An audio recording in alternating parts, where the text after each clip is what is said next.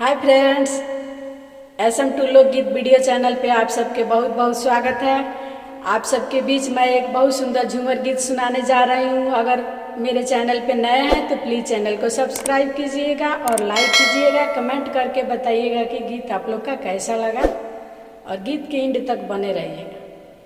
हम तो से पूछ ले पीएम मोदी कैसे कैसे हो, कैला जिन्स के महंगिया कैसे कैसे हो।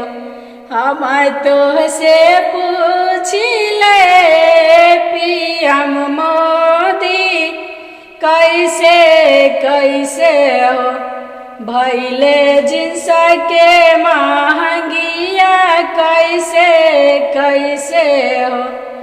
पहनत रहले लड़िका पहनली सब लड़की ओइसे ओइसे हो, भैले जिन्स के महंगिया ओइसे ओइसे हो।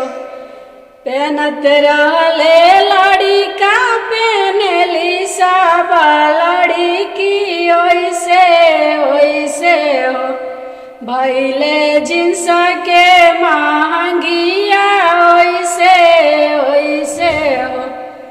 हम तो से पूछ ले सीएम नीतीश कैसे कैसे हो, भैले साइकिल के महंगिया कैसे कैसे हो, भैले साइकिल के महंगिया कैसे कैसे हो।